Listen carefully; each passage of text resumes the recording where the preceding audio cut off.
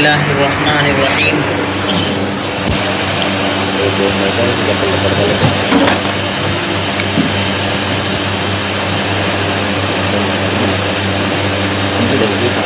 إن أول بيت وضع للناس للذي ببكة مباركا وهدى للعالمين فيه آيات بينات مقام إبراهيم ومن دخله كان آمنا وللہ علی الناس حج البیت من استطاع الیہ سبیلا ومن کفر فإن اللہ غنی عن العالمین صدق اللہ مولانا العظیم۔ بے شک سب سے پہلا گھر جو مقرر ہوا لوگوں کے واسطے وہی ہے جو مکۃ المکرمہ میں ہے۔ وہ برکت والا اور جہاں بھر کے لوگوں کے لیے ہدایت کا گھر ہے۔ فیہ آیات بینات مقام ابراہیم، اس میں کھلی نشانیاں ہیں جیسے مقام ابراہیم ہے۔ ومن دخلہ کان آمنا، اور جو اس کے اندر آیا اس کو امن مل گیا۔ وللہ علی الناس حج البیت من استطاع الیہ سبیلا، اور اللہ کا حق لوگوں پر حج کرنا ہے اس کے گھر کا جو شخص قدرت رکھتا ہو۔ ومن کفر فإن اللہ غنی عن العالمین، اور جو نہ مانے تو پھر اللہ تعالیٰ پرواہ نہیں رکھتا جہاں کے لوگوں کی۔ الحمدللہ قرآن پاک کی یہ تفسیر کا نظام ہمارے اس محلے کے لیے یہاں کی ماں بہنوں اور ساتھیوں کے خلوص کی نشانی ہے۔ باوجود موسم کی تبدیلیوں کے اور مختلف سننے والوں کی بھی اور ساتھیوں کی بھی مصروفیتوں اور ذمہ داریوں کے باوجود اللہ اپنے فضل سے آسان فرما رہے ہیں۔ اللہ قبول فرمائے، استقامت عطا فرمائے۔ ابھی قرآن پاک کی جو آیتیں پڑھی گئی ہیں ان کا تعلق حج سے ہے، بیت اللہ سے ہے، مکۃ المکرمہ سے ہے۔ ہمیں معلوم ہے کہ آج ہمارے درمیان حجاج اکرام، اللہ نے جن خوش نصیب بندو بندیوں کو اپنے گھر حاضری کی سعادت اور خوش نصیبی دی ہے، وہ بندے بندیاں بھی یہاں جمع ہیں۔ آج ان کی دعا کی مجلس ہے۔ اسی مناسبت سے حج بیت اللہ کیا ہے، خانہ کعبۃ اللہ کی تاریخ کیا ہے، حج کے فضائل کیا ہیں، اور حج پہ جانے والوں کے لیے کیا ضروری ہدایات ہیں، اور حج پہ جانے والوں کو دیکھ کر یہاں رہنے والے ان سے متعلق کیا چیزیں ہیں، موٹی موٹی باتیں ہم آج کی تفسیر میں سنیں گے انشاءاللہ۔ سورہ آل عمران کی آیت ہے ان اول بیت وضع للناس، بے شک سب سے پہلا گھر جو لوگوں کی عبادت کے لیے اللہ نے مقرر کیا ہے وہ مکے میں ہے۔ معلوم ہوا کہ دنیا کی سب سے پہلی آبادی کی جگہ وہ کعبۃ اللہ ہے۔ علماء نے لکھا ہے کہ زمین بننے سے پہلے پانی کی سطح تھی اور اس کے اوپر ایک بلبلہ ابھرا ہوا۔ اگر کوئی اپنے پیر پہ ہاتھ رکھے تو جہاں وضو کے اندر دھونا ضروری ہے اس کو ہم ییڑی کہتے ہیں، ٹخنا کہتے ہیں، اور عربی میں اس کو کعب کہتے ہیں۔ کعب کے معنی ابھری ہوئی ہڈی، تو جیسے پیر میں یہ حصہ ابھرا ہوا ہے ایسے ہی پانی پر ابھرا ہوا حصہ تھا، وہیں سے زمین کو پھیلایا گیا، وہ اصل میں کعبۃ اللہ تھا۔ چنانچہ کعبہ ساری دنیا کے اندر اگر اسے میپ کے اعتبار سے، جغرافیہ اعتبار سے دیکھا جائے تو دنیا کا سینٹر اور بیچ پوائنٹ ہے۔ اللہ نے یہیں سے زمین کو پھیلایا ہے۔ پیغمبروں میں سب سے پہلے پیغمبر حضرت آدم علیہ السلام، تاریخی روایت ہے کہ ان کو اللہ نے زمین پہ بھیجا تو وہ سری لنکا میں اترے ہیں۔ حدیث کی بات نہیں ہے، تاریخ کی روایت ہے کہ ان کو اللہ نے سری لنکا میں اتارا۔ اور وہاں سے ان کو حکم ہوا کہ ہماری ایک پاکیزہ زمین ہے وہاں جاؤ۔ حضرت آدم علیہ السلام وایا ہندوستان مکہ مکرمہ پہنچے ہیں، اور جب آپ پہنچے ہیں تو فرشتوں کے ذریعے آپ کو حکم ہوا، اللہ نے حکم کیا کہ ہمارا گھر بنائے۔ تو سب سے پہلے کعبے کی تعمیر حضرت آدم علیہ السلام نے کی اور اس کا طواف کیا۔ حضرت آدم جب طواف سے فارغ ہو کے آئے تو راستے میں فرشتوں سے ملاقات ہوئی۔ پوچھا آپ کیا کر کے آئے؟ کہا میں نے طواف کیا ہے۔ فرشتوں نے کہا آپ سے پہلے ہم اس گھر کا طواف کرتے تھے۔ تو حضرت آدم علیہ السلام سے پہلے بھی فرشتوں نے خانہ کعبہ کا طواف کیا ہے۔ تاریخ کی روایت ہے کہ سری لنکا سے ویا ہندوستان حضرت آدم علیہ السلام 1000 مرتبہ مکے کا سفر کیے، 1000 مرتبہ ان کا سفر حرم پاک کو ہوا ہے۔ اور لکھا ہے علماء نے جہاں جہاں وہ بیٹھے کھائے پیے، اللہ نے ان ساری جگہوں کو آج بڑے بڑے شہروں میں تبدیل کیا ہے۔ جس جس جگہ پہ حضرت آدم علیہ السلام نے راستے میں قیام کیا ہے وہ جگہ آج بڑی بڑی بستیاں ہیں۔ ہو سکتا ہے ہمارے شہر اننت پور پہ بھی ان کے قدم پڑے ہوں، جس کی وجہ سے اتنا بڑا آباد یہ شہر ہے۔ بہرحال حضرت آدم علیہ السلام نے گویا سب سے پہلے خانہ کعبہ کو بنایا۔ اس کے بعد میں حضرت نوح علیہ السلام کا زمانہ آیا۔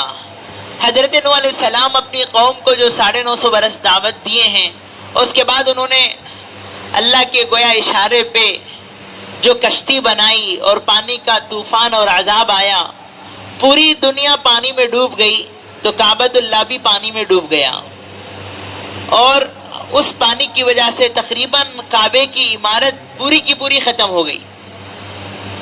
عجیب بات لکھی علماء نے کہ حضرت نوح علیہ السلام کی ایک کشتی جو 80 پر 2 افراد کو لے کے پانی پہ جا رہی ہے، رجب کی 10 تاریخ کو گویا اس کا سفر شروع ہوا۔ محرم کی 10 تاریخ کو حضرت نوح علیہ السلام کی کشتی رکی ہے۔ عراق کا ایک پہاڑ ہے جودی نامی پہاڑ، وہاں پہ جا کے محرم کی 10 تاریخ کو یہ کشتی گویا لینڈ ہوئی ہے۔ 6 مہینے پانی پر یہ کشتی تیری ہے۔ اس میں سے بعض علماء نے لکھا ہے کہ چلتے چلتے یہ کشتی اچانک ایک جگہ پہ 7 مرتبہ گول گھومی ہے پانی کے اوپر میں، اور بعض علماء نے لکھا ہے کہ 40 دن تک ایک جگہ پر ایک کشتی گول گول گھومتی رہی، اور تحقیق کے پتہ چلا کہ وہ اس کے نیچے کعبۃ اللہ تھا۔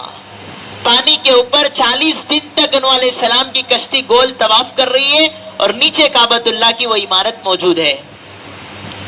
بہرحال حضرت نوح علیہ السلام کے طوفان کے بعد خانہ کعبہ کی تعمیر تقریباً نیچے ہو گئی، گر گئی۔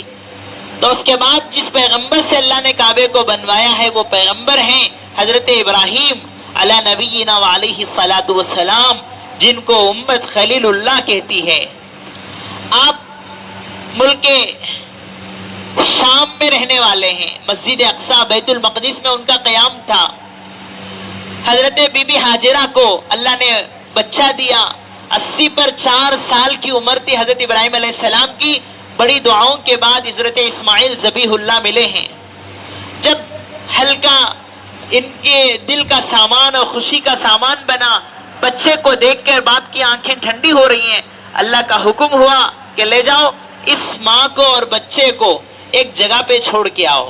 روایت میں ہے کہ جبریل علیہ السلام براق لے کے آئے، آپ کو سوار کرایا، حضرت ہاجرہ کو اسماعیل کو لے کے حضرت ابراہیم علیہ السلام چلے۔ تو راستے میں کئی جگہ بستیاں آئیں۔ حضرت ابراہیم علیہ السلام پوچھتے کہ اللہ نے یہاں اترنے کا حکم دیا ہے؟ کہا نہیں، آپ کی منزل اور آگے ہے، آپ کی منزل اور آگے ہے۔ جا رہے ہیں، ایسی جگہ پہ پہنچے جہاں دور دور تک کوئی آبادی نہیں، کوئی ہریالی نہیں، کوئی پانی کا خطرہ نہیں، کوئی پرسان حال نہیں۔ قرآن اس کو کہتا ہے بِوَادٍ غَيْرِ ذِي زَرْعٍ، ایسی جگہ جہاں گھاس پھوس نہیں اگ سکتی، ایسی ویران ریت کے میدان میں، اڑاری میں گویا ان کا سفر۔ وہاں جا کے کہا اب یہاں رکو، آپ یہاں اترو۔ حضرت ابراہیم علیہ السلام نے بی بی ہاجرہ کو اور اپنے بچے کو وہاں اتارا۔ کانٹی کے درخت تھے، ببول کے درخت تھے، ایک جھاڑ کے نیچے اتارا۔ اپنے پاس لایا ہوا کچھ پانی مشکیزے میں تھا وہ حوالے کیا، تھوڑے سے کھجور تھے تھیلی میں وہ دیے، اور چھوڑ کے جا رہے ہیں۔ تو حضرت بی بی حاجرہ نے پوچھا کہاں جا رہے ہو, کس جگہ پہ چھوڑ رہے ہو, کس کے حوالے کر رہے ہو؟ ابراہیم علیہ السلام نے کوئی جواب نہیں دیا. بی بی حاجرہ نے پھر پوچھا کس کے حوالے کر کے جا رہے ہو؟ کوئی جواب نہیں. تیسری بار پوچھا, کوئی جواب نہیں. تو بی بی حاجرہ نے خود کہا کہ اللہ کے حکم سے یہاں چھوڑ کے جا رہے ہو؟ تو حضرت ابراہیم علیہ السلام نے سر ہلایا, جی ہاں. تو حضرت بی بی حاجرہ کا جملہ امام بخاری رحمۃ اللہ علیہ نے بخاری شریف میں نقل کیا ہے. اس اللہ کی بندی نے اس بے آب و گیا و بے سہارا جگہ پہ ایمان کے ساتھ کہا اذن لا یضیعون اللہ, جاؤ تب تو اللہ ہمیں ضائع نہیں کریں گے. جس اللہ کے حکم پہ چھوڑ کے جا رہے ہو وہ اللہ ہمیں ضائع نہیں کرے گا, وہ اللہ ہمیں بے یار و مددگار نہیں چھوڑے گا, آپ جائیں. حضرت ابراہیم علیہ السلام بھی باپ ہیں, شوہر ہیں, ان کے دل میں بھی محبت تھی. اس وقت تو خاموشی کے ساتھ آگے, ذرا بچہ اور گھر والی پردے میں ہو گئے اور ریت کے میدان درمیان میں آ گئے, تو اس کنارے کھڑے ہو کے اللہ کے سامنے وہ رونا رویا ہے حضرت ابراہیم علیہ السلام نے. قرآن اس کو جگہ جگہ نقل کرتا ہے, وَإِذْ قَالَ إِبْرَاهِيمُ, جب میرے خلیل نے مجھ سے کہا ربی, اے میرے رب, ربی جعل هَذَا الْبَلَدَ آمِنًا, اللہ اس شہر کو امن والا بنا, اسے آباد فرما. ربنا انی اسکنتو من ذریتی, اللہ میں اکیلا نہیں, میری نسل چھوڑ کے جا رہا ہوں. بوادن, ایسی یہ وادی ہے, غیر ذی زرع, جہاں کوئی پیداوار نہیں ہے, عند بیتک المحرم, اللہ تیرا گھر یہاں بننے والا ہے. آگے فرمایا اللہ میری نسل کے حق میں 3 دعائیں مانگتا ہوں, میری دعاؤں کو قبول فرمانا. ٹوٹے دل سے, بھرے آنسوؤں سے خلیل اللہ نے اللہ سے مانگا ربنا لیقیموا الصلاۃ, اللہ میری نسل کو نمازی بنا. مائیں بہنیں سنیں, ابراہیم علیہ السلام سب سے پہلی دعا مانگ رہے ہیں اللہ میری اولاد کو نمازی بنا. معلوم ہے کہ جس کی اولاد نمازی بنے دین دنیا کے بادشاہ بنے گی. نماز ہو تو سب کچھ ہے. ربنا لیقیموا الصلاۃ, اللہ میری نسل کو نمازی بنا. فاجعل افئدة من الناس تهوی الیہم, یہ دعا مانگی کہ اللہ یہ جگہ اس وقت میں ویران ہے, کوئی آنے والا نہیں ہے, پرندہ پر مارتا نہیں ہے, لیکن اللہ تیری قدرت کا واسطہ میں تجھ سے مانگتا ہوں اللہ اس سرزمین کی محبت لوگوں کے دل میں ڈال دے. فاجعل افئدة من الناس تهوی الیہم, اللہ لوگوں کے دلوں میں اس جگہ کی محبت پیدا ہو جائے. تیسری دعا مانگی وارزقہم من الثمرات لعلہم یشکرون, اللہ میری اولاد کو پھلوں کی روزی عطا فرما تاکہ میرے بچے شکر گزار بنے. تینوں دعائیں آسمان والے رب نے ایسی قبول فرمائی ہے. عرب سارے گناہ کر سکتے, نماز نہیں چھوڑتے. آپ جائیں, ڈرائیور ہوں گے, ٹیکسی چلانے والے ہوں گے, عربی و نسل ہو, نماز چھوڑے ایسا ہو ہی نہیں سکتا.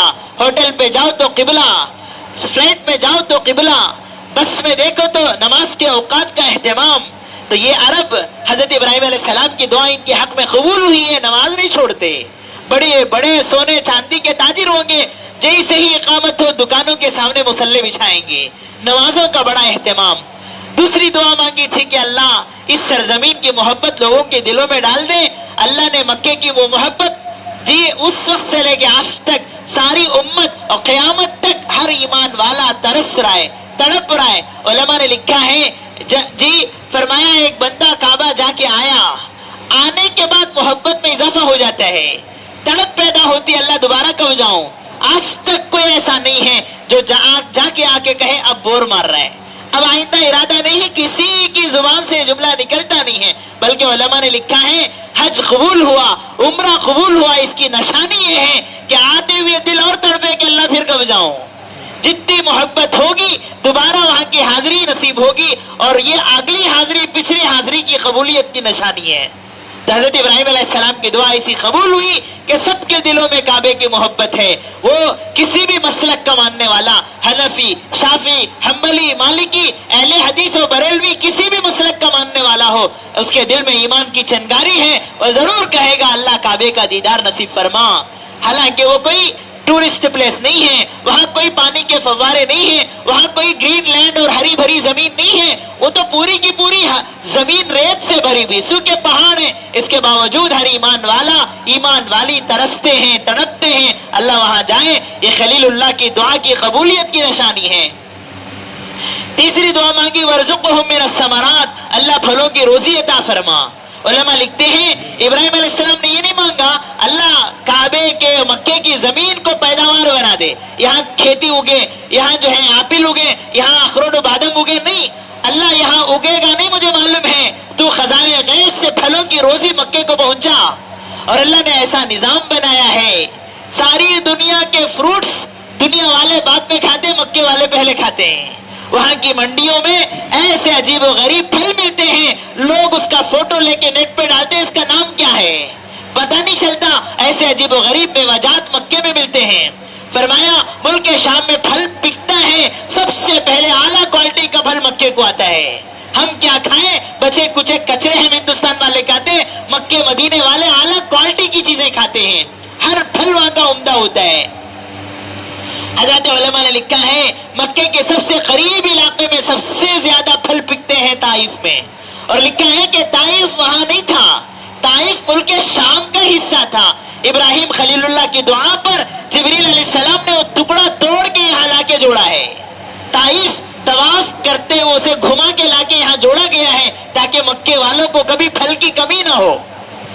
کبھی مکے کی آبادی ہوگی 1500 کی، اور آج حاجیوں کی تعداد پچھلے سال تقریباً 17.5 لاکھ اور اس سال قریب 18.5 لاکھ حاجی جا رہے ہیں. سب کو سب ملے گا، کسی چیز کی کمی نہیں ہے، سب کو سب ملے گا. حاجی ٹینٹوں میں جاتے ہیں، ان کے جانے سے پہلے پھلوں کے ڈش رکھے رہتے ہیں. یہ اللہ کی قدرتی چیزیں ہیں. ابراہیم علیہ السلام کی دعا کو اللہ نے ایسا قبول کیا ہے، ہزاروں کروڑوں بندے آئیں گے لیکن کبھی نہیں کہا جائے گا مکے میں روزی ختم ہو گئی ہے. مکے میں اس وقت میں کھانا نہیں ہے، پانی نہیں ہے، سوال ہی پیدا نہیں ہوتا. اللہ نے وہ برکت والی زمین اس کو بنائی ہے، خلیل اللہ کی دعاؤں کا ثمرہ ہے. حضرت ابراہیم علیہ السلام نے 3 دعائیں مانگتے ہوئے آپ نے رخصتی لی. ادھر بی بی ہاجرہ اللہ پہ ایمان رکھنے والی، وہ محبوب بندی، جو کچھ تھا کھجور کا وہ ذخیرہ ختم ہوا، پانی ختم ہو گیا. اب بچے کو سینے سے لگاتی ہے، دودھ نہیں آ رہا ہے. وہ ماں کی محبت لی ہوئی، اس کی ممتا، جس بچے کو کچھ کھلانا ہے پلانا ہے، بی بی ہاجرہ ڈھونڈنے نکلتی ہیں، کچھ نہیں مل رہا ہے. صفا پہ جاتی ہیں، بچہ نظر آنے تک سفر کرتی ہیں. جب بچہ آنکھوں سے دور ہوتا ہے تو پھر دوڑ کے آتی ہیں. مروہ پہ آتی ہیں، پھر بچہ نظر نہیں آیا تو پھر واپس آتی ہیں. درمیان میں ایک جگہ ہے جو نچلا حصہ ہے، میلین اخضرین، آج بھی وہاں گرین لائٹ لگے ہوئے ہیں. وہ جگہ ہے جہاں حضرت اسماعیل علیہ السلام ان کی آنکھوں سے اوجھل ہو جاتے، نظر نہیں آتے، تو بچے کو دیکھنے کے لیے ذرا دوڑتی جاتی. جب اونچائی پہ چڑھتی بچہ نظر آتا تو چل کے جاتی. یہ چکر لگا رہی ہے، 7 مرتبہ بی بی ہاجرہ نے چکر لگایا. اللہ بھی دیکھ رہے ہیں میرے حکم پر میری یہ دیوانی مستانی پروانی کیا کر رہی ہے. اور یہ بچہ بھوکا ترس رہا ہے، تڑپ رہا ہے، ایڑیاں زمین پہ رگڑ رہا ہے. اللہ کو رحم آیا. مائیں بہنیں ہم سب یاد رکھیں، اللہ ہم سب کو امتحان لیں گے، لیکن ایک وقت ہوتا ہے اللہ کا، جب اللہ کو اللہ کے بندے پسند آ جائیں، امتحان میں کامیاب ہو جائیں، پھر اللہ فتوحات کے ایسے راستے کھولتے ہیں. ہمیشہ کے لیے اللہ راحتوں کے فیصلے کرتے، صبر کرنے کی ضرورت ہے. تو بی بی ہاجرہ نے صبر کر کے دکھایا. اب یہ صفا مروہ کی پہاڑیوں پر ہیں، کیا دیکھتی ہیں کہ اچانک آواز آتی ہے اور پرندے ادھر ادھر سے گھومتے گھومتے جہاں اسماعیل علیہ السلام کو چھوڑ کے آئی تھی وہاں اتر رہے ہیں.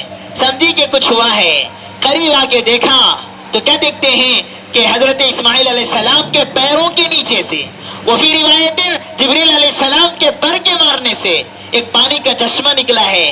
حضرت ہاجرہ گئی، اس جانے والے چشمے کو یہ سمجھی پانی پھیل کے چلا جائے گا تو ہم ماں بچوں کو نہیں ملے گا، اس لیے دونوں ہاتھوں سے پانی کا اڈا بنانے لگی. ان کی زبان پہ نکلے تھا زمزمہ، زمزمہ، اس کے معنی رک جا رک جا، پانی کو سنبھال رہی ہیں. اللہ کے پیارے حبیب صلی اللہ علیہ وسلم نے فرمایا اللہ رحم کرے ہاجرہ پہ، اگر وہ زمزم کر کے اس پانی کو وہاں نہ روکتی تو پوری دنیا میں اس کا چشمہ جاری ہو جاتا، پوری دنیا میں ایک ندی کی شکل میں وہ پانی بہ جاتا. حضرت ہاجرہ نے اس کو دونوں طرف سے مٹی کا یہ کیا نام ہے اڈا بنا کے اس کو روکا. حضرت بی بی ہاجرہ اس پانی کو پی رہی ہیں. وہ پانی ایسا کیا نام ہے کرامتوں والا پانی تھا، پانی پی لیتی، کھانا بھی پانی بھی دونوں اسی میں مل جاتے. اتنی طاقت آ جاتی جتنا کھانے پہ طاقت آتی ہے. مائے زمزم، ہمارے آقا صلی اللہ علیہ وسلم نے فرمایا لما شریبا، جس نیت سے زمزم کا پانی پیو اللہ وہ نیت پوری کریں گے. ہمارے بزرگوں نے عجیب و غریب چیزیں مانگی ہیں. حضرت حافظ ابن حجر رحمۃ اللہ علیہ بخاری شریف کی سب سے مقبول شرح فتح الباری ہے. یہ بندہ حج پہ گیا تو پانی پی کے انہوں نے دعا مانگی, اے اللہ تیرے صحابی ہیں ابو ہریرہ, ان کو تو نے ایسا یادداشت کا حافظہ دیا تھا, حضور کی بات ایک بات سن لے تو یاد ہو جاتی تھی. اللہ مجھے بھی ایسا ذہن دے دے, تیرے دین میرے سینے میں محفوظ ہو جائے. اللہ نے ایسا قبول فرمایا. 1,00,000 حدیثیں حفظ یاد تھی. حافظ ابن حجر رحمۃ اللہ علیہ کو زمزم پی کے مانگا تھا. ایسے کتنے بندے ہیں جنہوں نے زمزم پی کے جو مانگا اللہ نے وہ دے دیا. بیماریوں سے شفا مانگنے والے, اولاد کو نیک بننے کی دعائیں مانگنے والے لوگوں کا تجربہ ہے. ہم نے زمزم پی کے اللہ سے جو مانگا وہ ہم کو ملا ہے. اس لیے جو حجاج جا رہے ہیں ترتیب بنا لیں, وہاں رہتے ہوئے کوشش کریں زمزم کے علاوہ کوئی پانی ہی نہیں پئیں گے. اللہ موقع دے اپنے ساتھ زمزم پورے وہاں کے دنوں میں زمزم پیے. فرمایا کہ اللہ پاک اس زمزم میں وہ برکت دیے ہیں. ہمارے آقا صلی اللہ علیہ وسلم پانی پیتے تو آپ پانی پیتے پیتے بچا ہوا پانی سر پہ ڈالتے, چہرے پہ ڈالتے, بدن پہ ملتے. اما عائشہ رضی اللہ عنہ جب آپ حج کو جاتی واپسی پر برتنوں میں بھر کے لاتی, فرماتی میرے نبی کو میں نے دیکھا ہے آپ مکے سے مدینے کو زمزم کا پانی لے جاتے اور آپ بیماروں کو پلاتے, آپ پریشان حالوں کو وہ پانی پلاتے, ان کی پریشانیاں دور ہو جاتی. تو زمزم کا پانی بڑا برکت والا پانی ہے جو بی بی حاجرہ کے رونے پہ, ذبیح اللہ کے قربانی پہ اللہ نے دیا ہے. ایسا برکت والا پانی علماء نے لکھا ہے آب کوثر سے اس کا درجہ بڑا ہے. آب کوثر جنت کا پانی مبارک ہو, لیکن جس وقت میں ہمارے نبی کو معراج پہ بلایا گیا حضور کے دل کے دھونے کے لیے, برتن جنت سے, براق جنت سے, جبریل جنت سے, لیکن دل دھونے کا پانی زمزم کا پانی ہے, آسمان سے آب کوثر نہیں لایا گیا. علماء لکھتے ہیں زمزم کا پانی آب کوثر سے آگے درجے کا پانی ہے. اللہ ہمارے ان حاجیوں کو جلد از جلد یہ موقع نصیب فرما رہے ہیں, بڑا مبارک موقع ہے. حضرت مفتی شبیر احمد صاحب دامت برکاتہم نے لکھا ہے زمزم کہنے کے لیے کچھ اصول ہیں, ضابطے ہیں. ایک گلاس زمزم ہو اور ایک گلاس پانی اس میں ملانے کی گنجائش ہے. اس سے زیادہ معمول پانی ملا دیا گیا تو اب وہ زمزم کا حکم باقی نہیں رہے گا. آدھے سے کم معمول پانی ملایا جائے تب تک وہ زمزم ہے. آدھے سے زیادہ معمول پانی ملا دیا گیا اور زمزم کا پانی معمول پانی سے کم ہو گیا تو پھر اس پر اب زمزم کا حکم نہیں آئے گا. اس لیے فرمایا جو حجاج آتے ہیں ایک گھونٹ صحیح اصلی پانی پینے پلانے کا ماحول بنائیں. بہرحال حضرت حاجرہ حضرت اسماعیل علیہ السلام کو لیے, ان کو وہ اس بے آب و گیا میدان میں ان کو لے کے چل رہی ہیں. یہ قافلہ وہاں سے گزرا بنو جرہم کا. انہوں نے دیکھا کہ پانی اتنا مزیدار اور ایک عجیب نورانیت اس سرزمین پہ ہے. انہوں نے بی بی حاجرہ سے درخواست کی اگر آپ اجازت دیں ہم یہاں آباد ہونا چاہتے ہیں, یہاں رہنا چاہتے ہیں. تو بی بی حاجرہ نے کہا اگر رہنا ہے تو شرط یہ ہے کہ زمزم کا کنواں ہمارے کنٹرول میں ہوگا, یہ پانی یہ مالک ہم ہوں گے, صرف پینے کی تم کو اجازت ہوگی. تو بنو جرہم نے کہا ٹھیک ہے آپ کی شرط منظور ہے. زبان کے سچے تھے, آج کا جیسا ماحول نہیں تھا, بول دیا تو بول دیا, ایک بات پر فیصلے ہو جاتے تھے. تو بنو جرہم کا قبیلہ وہاں رہنے لگا. اور پھر ایک وقت آیا حضرت اسماعیل علیہ السلام زرے جوان ہوئے. حضرت ابراہیم کے بارے میں ہے فلسطین سے ملک شام سے اپنی اس گھر والی کو دیکھنے کے لیے آپ 5 مرتبہ روزانہ آتے تھے. اللہ نے ان کے لیے سفر آسان کر دیا تھا, سواری براق کا نظام بنایا گیا. اور بعض روایت میں ہے کہ چل کر آتے تھے لیکن سفر بڑا آسان تھا. روزانہ اپنی بیوی اور بچے کو دیکھنے کے لیے آتے. اللہ کی طرف سے حکم ہوا کہ ابراہیم وقت آیا ہے کہ آپ کعبۃ اللہ کی تعمیر کریں. حضرت ابراہیم علیہ السلام کی عمر ایک روایت کے مطابق 100 سال ہے. حضرت اسماعیل علیہ السلام 30 سال کے جوان ہیں. دونوں آئے. سب سے پہلے ابراہیم علیہ السلام نے بیٹے سے کہا اللہ کا حکم ہوا ہے اس کی تعمیر کرنے کے لیے, کیا تم میرا ساتھ دو گے؟ کہا لبیک ابا جان, سعادت ہے, اگر آپ کہہ رہے تو میں آپ کا ساتھ دوں گا. تو کعبۃ اللہ کی نشانی پہلے سے موجود تھی. بعض روایت میں اللہ نے ایک ابر بھیجا, بادل بھیجا. وہ کعبہ جتنا اس کی پہلے نشانی تھی حضرت نوح علیہ السلام کے طوفان پہ ختم ہو گئی تھی, اتنے پہ وہ بادل کی چھاؤں آئی. حضرت ابراہیم سمجھ گئے کہ یہاں کعبہ بنانا ہے. اس کو کھڑا کیا گیا.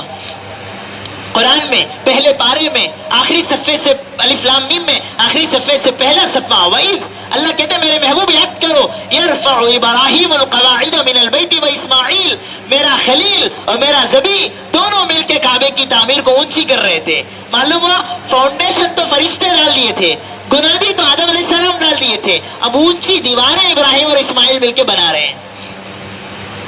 کعبے کی ترتیب میں جتنا ہاتھ چڑھتا تھا چڑھا. اب آگے ساروا بنانا ہے, لکڑیاں ڈال کے اونچی دیواری کرنی ہے. کیسا ساروا؟ اللہ نے ایک پتھر کو حکم دے دیا, ابراہیم علیہ السلام اس پتھر پہ کھڑے ہو گئے تو جتنا اونچے کی ضرورت تھی وہ پتھر لفٹ کی طرح اوپر جاتا, جب نیچے آنا ہوتا تو نیچے آتا. اس پتھر پر آج تک ابراہیم علیہ السلام کے پیروں کے نشانات موجود ہیں. اس پتھر کا نام مقام ابراہیم ہے. وہ پتھر اصل شروع میں کعبۃ اللہ کے دروازے سے لگا ہوا تھا. حضرت عمر فاروق رضی اللہ عنہ ان کے زمانے میں اس پتھر کو تھوڑا دور کیا گیا. مشورہ ہوا حضور کے زمانے میں کہ طواف کر کے 2 رکعت واجب الطواف کہاں پڑھنا ہے. کسی نے کہا وہ کونے میں, کسی نے کہا یہ کونے میں. حضرت عمر نے رائے دی کہ مقام ابراہیم پہ 2 رکعت واجب الطواف پڑھنا آپ طے فرما دیں. اللہ کے حبیب انتظار میں تھے, آسمان کی وحی آئی, فیصلہ وہی ہے جو عمر کہہ رہا ہے. واتخذوا من مقام ابراہیم مصلی, عمر کی رائے کے مطابق مقام ابراہیم پہ 2 رکعت پڑھنا سنت قرار دے دیا گیا. 10 مقامات ہیں, عمر کی رائے پہ آسمان کی وحی آئی ہے رضی اللہ عنہ. کیا ایمان بنا ہوا تھا حضرت عمر فاروق کا. انہوں نے گویا مقام ابراہیم کو تھوڑا دور کر کے طواف کرنے والوں کو آڑ نہ بنے ایک کنارے اسے رکھا. جہاں زمزم کا کنواں ہے اس کے قریب قریب مقام ابراہیم ہے. آج تو وہ سنہری جالی میں گویا ایک خول بنا کر اس میں اسے رکھا گیا ہے.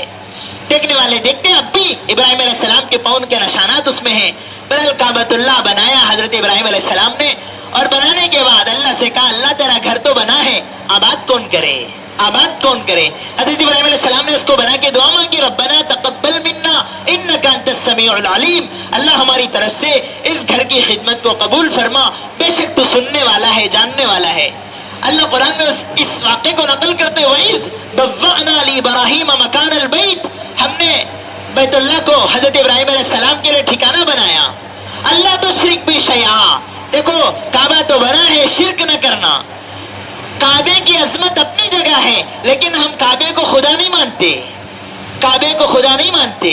چنانچہ علماء نے لکھا ہے کہ کعبے کی طرف ہم منہ کر کے نماز پڑھتے ہیں اس لیے کہ اللہ کا حکم ہے, فولی وجہ کا شطر المسجد الحرام, اللہ کا حکم ہے اس لیے کعبے کی طرف رخ کر کے نماز پڑھتے ہیں. کعبے کو ہم سجدہ نہیں کر رہے, کعبے کے رب کو ہم سجدہ کرتے ہیں.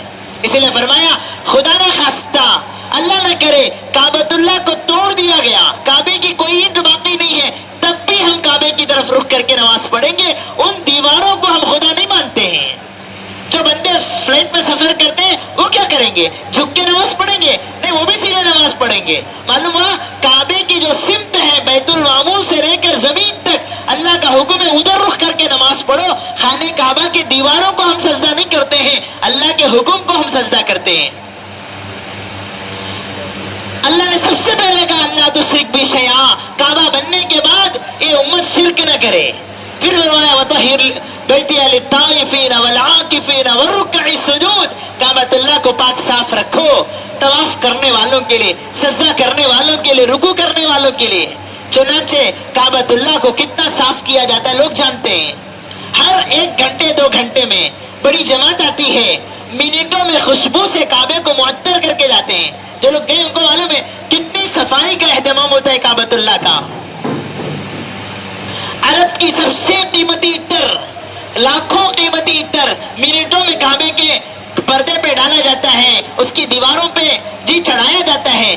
بہرحال خانہ کعبہ کو حضرت ابراہیم علیہ السلام نے بنایا, پھر کہا اللہ اس کو بنانا تو بنا دیا گیا, بسانا کیسے؟ اللہ نے کہا ابراہیم اعلان کرو, میرے بندوں میں اعلان کرو. اللہ کیا اعلان کرو؟ حضرت ابراہیم علیہ السلام کو کہا گیا یا ایھا الناس ان اللہ قد فرض علیکم الحج فاجیبوا ربکم. الگ الگ روایتوں میں الفاظ آئے ہیں, اللہ نے کہا ابراہیم اعلان کرو لوگو, اللہ نے تم پہ حج فرض کیا ہے, تمہارے رب کی دعوت کو قبول کرو, اعلان کرو لوگوں میں.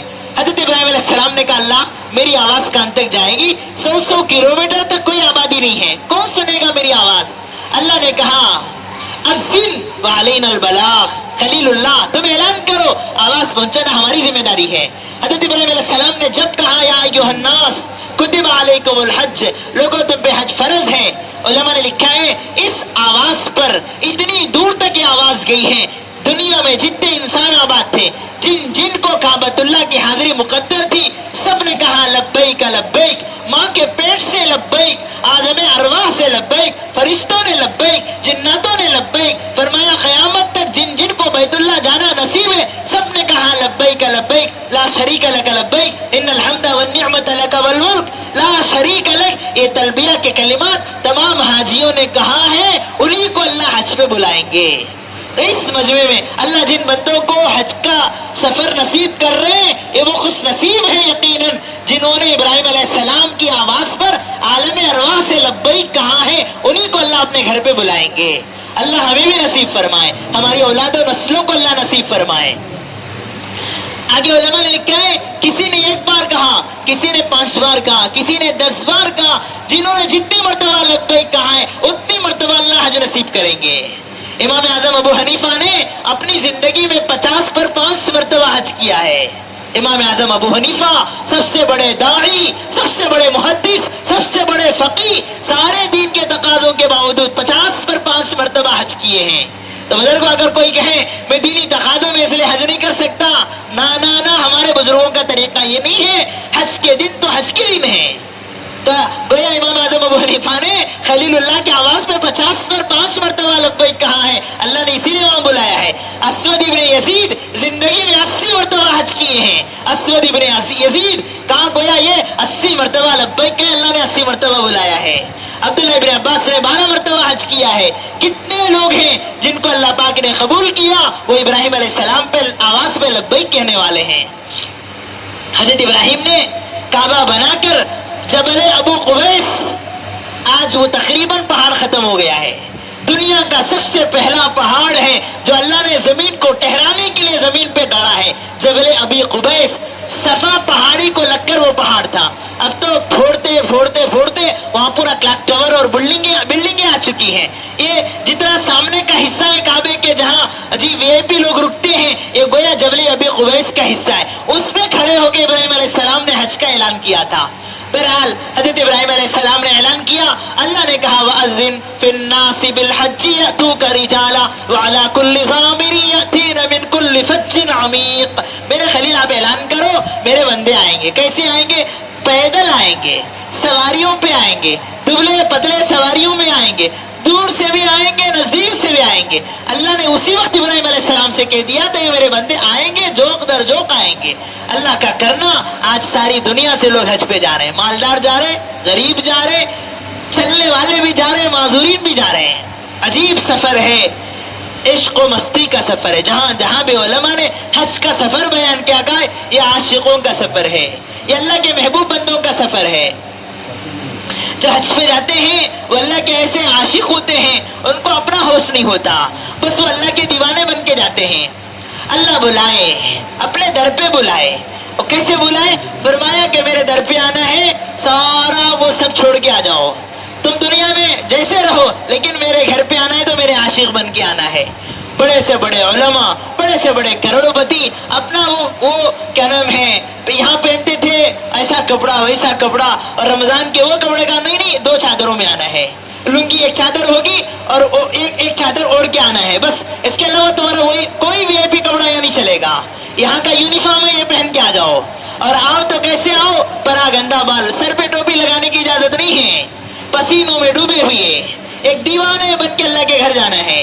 اور اللہ کا عجیب حکم ہے کہ یہاں آنے کے بعد عورت کے چہرے کو پردہ نہیں ہے. اور پھر اللہ نے مردوں کو کہا آنکھوں کو بچاؤ، یہاں میرے دیوانے ہو تو میرے اوپر نظر رکھو، کسی مخلوق پہ نظر نہیں رکھ سکتے. عجیب امتحان کا وقت ہوتا ہے، ایک عجیب و غریب سفر ہے. سارا کام سیدھے طرف سے کرتے ہیں، بیت اللہ کا تمام بامیں طرف سے کرتے ہیں. عجیب و غریب نظام ہے، سب اللہ نے الٹا کر کے دکھایا کہ یہاں کا سفر ایسا ہی ہوگا. کیا ہے؟ کچھ نہیں ہے. سارا حج عرفات میں ہے. وہاں کیا ہے؟ کچھ نہیں ہے، ایک پہاڑ ہے، وہاں رکنا پڑے گا. وہی سب سے بڑا رکن ہے حج کا، عرفات کا قیام. عرفات کا قیام پورا حج 5 دن کا ہوتا ہے. 5 دن حاجی ایک دیوانہ بنا رہتا ہے، کبھی ادھر دوڑ رہا ہے، کبھی ادھر دوڑ رہا ہے. میرا یہ رکن باقی ہے، میری ذمہ داری باقی ہے. اس کو اپنی ذات کا ہوش نہیں ہوتا. فرمایا ایسی ہی دیوانگی اللہ چاہتے ہیں کہ میرے حکموں پہ مر مٹو. بہرحال حضرت ابراہیم علیہ اسماعیل علیہ السلام نے خانہ کعبہ کو بنایا. بی بی ہاجرہ علیہ السلام اور یہ اسماعیل علیہ السلام، یہ ابراہیم علیہ السلام، پورا حج ان کی یادگار ہے. سارے حاجیوں کو حکم ہے وہاں جاؤ طواف کرو کعبۃ اللہ کا، اس کے بعد کیا کرو صفا مروہ کی سعی کرو، واجب ہے واجب ہے، نہیں کریں گے تو نہ حج ہوگا نہ عمرہ ہوگا۔ سعی کس چیز کا نام ہے؟ سعی بی بی ہاجرہ کی دیوانگی کا نام ہے۔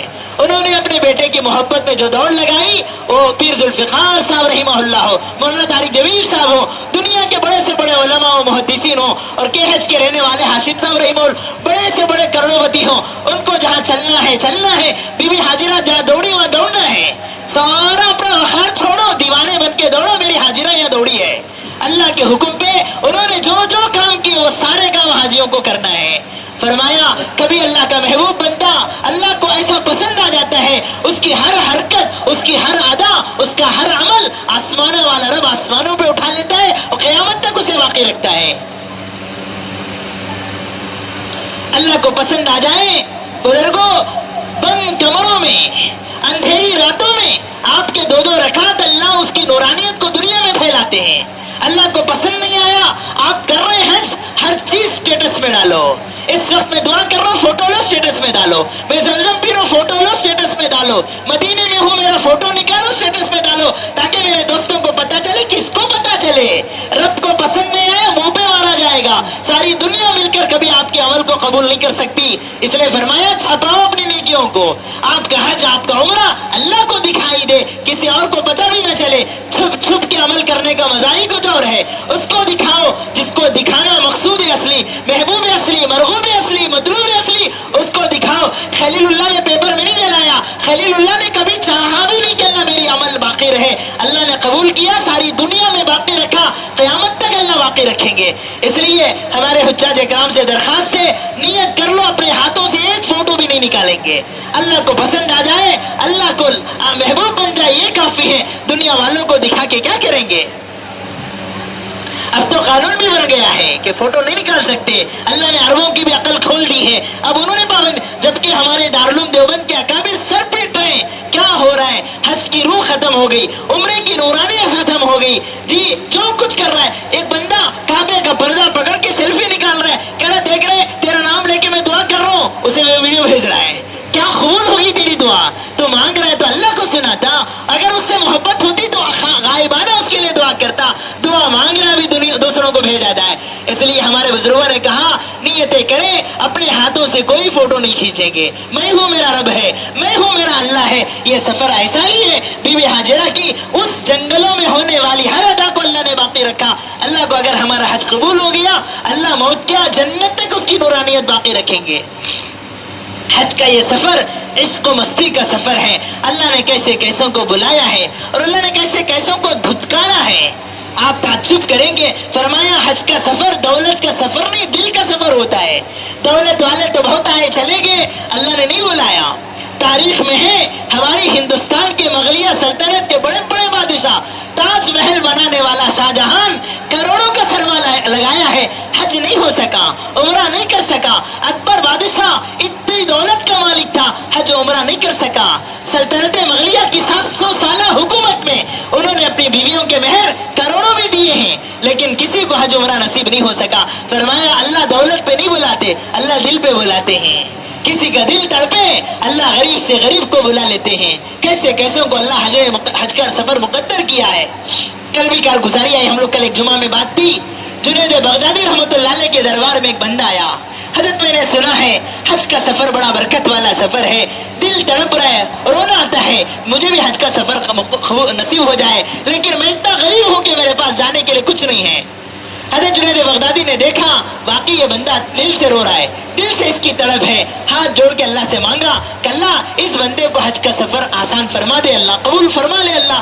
انہوں نے دعا مانگی اور پھر سبب کے درجے میں اپنے جیب سے 1 روپیہ 1 درہم نکالا، کہلے بھائی میرے پاس بھی اس وقت میں کوئی طاقت نہیں ہے، 1 درہم رکھ لے اور تیری طاقت کوشش کر لے کہ جہاں حاجی جاتے ہیں حج کے سفر میں اس جگہ جا کے بیٹھ جانا، اللہ چاہے اگر اللہ تیرے دل کی طلب کی لاج رکھ لے اللہ تجھے بلا لیں گے۔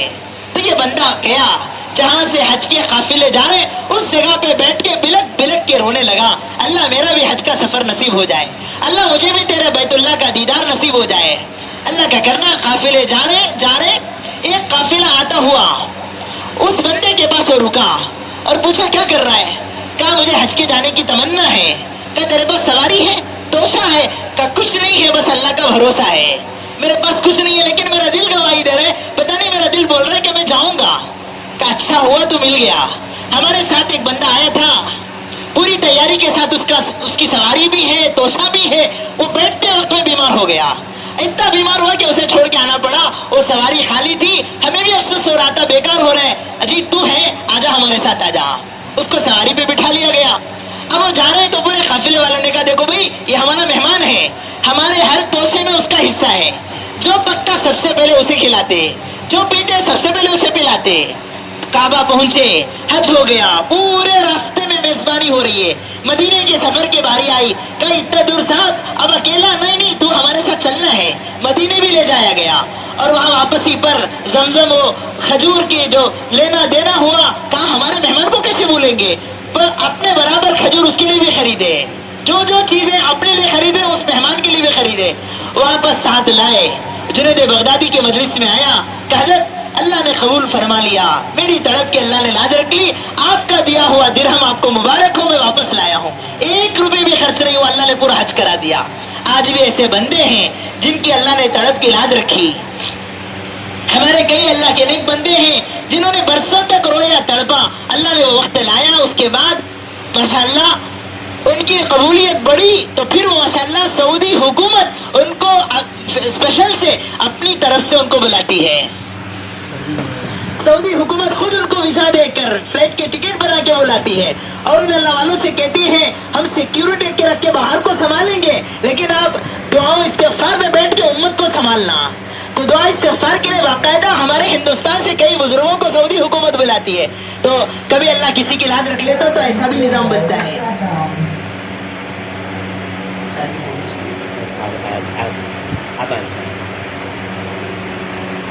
عجیب چیزیں لکھی ہمارے بزرگوں نے. کبھی اللہ پاک کسی کو بلاتے ہیں تو کیسے کیسے بلاتے ہیں. مالک بن دینار رحمت اللہ علیہ کا وہ سنایا ہوا قصہ اکثر ہمارے بزرگان دین بولتے ہیں. حضرت پیر سلفقار صاحب رحمت اللہ علیہ بھی کئی جگہ پہ قصہ سنا ہے کہ گرمی کا انتہائی شدت کا موسم ہے. مالک بن دینار اپنی کسی ضرورت سے باہر آئے تو کیا دیکھتے ہیں, ایک بندہ دونوں پیروں سے معذور ہے, دونوں پیر نہیں ہے, کوئی ٹوٹی ہوئی ٹائر ہے اس کے اوپر بیٹھا ہوا ہے, گھسیٹتا ہوا تیزی سے جا رہا ہے. مالک بن دینار نے اسے حالت کو دیکھ کے پوچھا کہاں جا رہا ہے, کہاں کا ارادہ ہے. کہا حضرت حج کا ارادہ ہے, میں مکہ جانا چاہتا ہوں. کہ اللہ کے بندے کیسے کیسے ہٹے کھٹے طاقت والے پریشان ہیں اس گرمی میں سفر کرنے, تو کہاں جا رہا ہے. انتظار کر, میرے گھر پہ قیام کر لے, 2-4 دن میں کچھ انتظام کر کے میں دے دوں گا. اس نے کہا حضرت مجھے معاف فرمائیں, آپ طاقت والے ہیں, تمہارے پاس سواریاں ہیں, تم تیزی سے جا سکتے ہو, میں پیروں سے معذور ہوں. میں نے اندازہ لگایا ہے حج کو مجھے پہنچنا ہے تو روزانہ 4 کلومیٹر کا سفر کرنا ہے. اگر میں 1 دن بھی رک گیا تو میں حج سے پیچھے رہ جاؤں گا, مجھے معاف کرو, میں جانا چاہتا ہوں. اللہ کے بندے ایسا ہے تو میں سواری تیرے لیے انتظام کرا کے دے دوں گا, تیرے لیے گھوڑے اونٹ کا انتظام کر دوں گا, رک جا. روتا ہوا کہنے لگا حضرت مجھے معاف کریں, میرے دل میں بات آئی کہ جو غلام اپنے آقا کو ناراض کر لے, وہ اس سے معافی مانگنے کے لیے جائے تو وہ گاڑیوں پہ نہیں جاتا, وہ چلتا ہوا جاتا ہے, وہ گھسیٹتا ہوا جاتا ہے. میں نے بھی میرے رب کو بہت ناراض کیا ہے, جی چاہتا ہے کہ میں پیروں کا بل گھسیٹتا ہوا, اپنے سورین کے بل گھسیٹتا ہوا جا کے توبہ کروں. مالک بن دینار کو رونا آ گیا, یہ تو عاشق کے سفر ہے, اللہ کا محبوب ایسے اس کے حال پہ چھوڑ دو. حج کا اس کا سفر وہ گیا, کہتے ہیں کہ مجھے بھی اس سال حج پہ جانا تھا. مالک بن دینار مکہ پہنچے, وہ 3را دن تھا حج کا, 10ویں ذی الحجہ ہے, مزدلفہ میں قیام ہے اور سارے حاجی ادھر ادھر سے ارکان پورے کر رہے ہیں. تو ایک جگہ پہ پورا مجمع کھڑا ہے مینا کے میدان میں. مالک بن دینار سمجھے کہ کوئی حادثہ ہو گیا, قریب جا کے دیکھے تو کیا دیکھتے ہیں کہ یہ بندہ عجیب اللہ کے سامنے رو رہا ہے. حضرت مالک بن دینار پہچان گئے, وہ مجھ سے میرے ملاقات ہوئی تھی, یہ بندہ یہاں ہے, چلو دیکھتے ہیں اللہ نے اس کا کیسا حج قبول کیا ہوگا. تو دعا کر رہے, اللہ تیرے بندے سواریوں پہ آئے, پانیوں پہ آئے, کیسے کیسے آئے. اللہ میں نے پیروں پہ بلکہ میں نے اپنے دونوں سورینوں پہ گھسیٹتے ہوئے میں تیرے در پہ آیا ہوں, اللہ میرا حج قبول فرمانا. اور پھر اس نے دعا مانگی کہ اللہ آج قربانی کا دن ہے, حج تمتع جس حاجی کا ہو, عمرہ اور حج دونوں مل کے ایک سفر میں کرے, قربانی کرنا واجب ہے. تو وہ بندہ اللہ سے تڑپ کے کہتا ہے اللہ یہاں تیرے بندے ہیں, ان کے پاس دولت ہے, یہ اپنے اپنے جانوروں کو لے کے قربانی کر رہے ہیں. اللہ میرا حال ایسا ہے, میرے بدن پہ جو چادریں ہیں اس کے علاوہ میرے پاس کوئی طاقت نہیں ہے. اللہ سب اپنے جانوروں کی قربانی پیش کر رہے ہیں, اللہ میں اپنی جان کی قربانی پیش کرنا چاہتا ہوں. اللہ اب اس سفر سے مجھے واپس نہ لوٹانا, میرے جان کو قربانی کی جگہ قبول فرمانا. ایسا دعا مانگا, چیخا, کلمہ پڑھتے ہوئے سر نیچے کر کے انتقال ہو گیا. مالک بن دینار کہتے ہیں مجھے رحم آ گیا اس بندے پہ کہ کیا اس کا مقبول سفر ہے. بزرگوں, یہ چلے ہوئے واقعات ہیں, اس امت کے وہ عاشقوں کے سفر ہیں جن کو اللہ نے حج پہ بلایا تو ایسی ایسی قربانیاں ان کی ہوئی ہیں. تو کچھ بندے ایسے بھی گزرے ہیں جن کو اللہ نے حج پہ بلایا, بار بار بلایا. امام بخاری رحمۃ اللہ علیہ کے استاد دیکھیں, مکی بن موفق غالباً ان کا نام ہے. جب بھی حج پہ جاتے تو اللہ سے کہتے اللہ یہ میرا آخری سفر نہ ہو, اگلا سفر بھی مجھے مقدر ہو. جی ہاں, جو لوگ عمرے پہ جاتے, حج پہ جاتے, ان سے پوچھو مکے سے آتے ہوئے لگتا نہیں ہے کہ ہمیشہ کے لیے آ رہے ہیں, لگتا ہے کہ اللہ پھر یہ آنا ہے, یہ ہماری اصل جگہ ہے. ایسی وہاں کی نسبت ہے. بعض مرتبہ ہر سفر میں کوئی نہ کوئی عمل پینڈنگ رہتا ہے. اس بار غار ہیرا نہیں گیا, اگلے بار جاؤں گا. اس بار غار ثور نہیں دے سکا, اگلے بار دیکھوں گا. اس مرتبہ یہ عمل نہیں ہو سکا, اگلے بار. ہر ایک کی تمنا ہوتی ہے کہ دوبارہ مجھے آنا ہے. ہر ایک یہ نیت کر کے ہی وہاں سے آتا ہے. تو وہ بار بار دعا کرتے تھے. تقریباً انہوں نے 70 مرتبہ ایسی دعا مانگی ہے. 70ویں مرتبہ, 70 آخری بار جب ان کا وہ سفر ہوا تو انہوں نے مانگی اللہ مجھے بہت شرم آتی ہے, بار بار آپ سے کہتا ہوا, لگتا ہے کہ اللہ یہ میرا آخری سفر ہے. اس کے بعد واپس آئے, چند دنوں میں ان کا انتقال ہو گیا. 70 مرتبہ انہوں نے اللہ کے گھر کا حج کیا ہے. کیسے مقبول بندے ہوں گے. ایک بزرگ کے بارے میں ہے, حج کرتے کرتے انہوں نے یہ بھی مانگ لیا اللہ مجھے معلوم نہیں ہے یہ 60 سال کا میرا حج قبول ہوا کہ نہیں ہوا, 60ویں مرتبہ میرا حج ہے, لیکن اللہ قبول ہوا کہ نہیں ہوا. اسی فکر میں تھے وہ.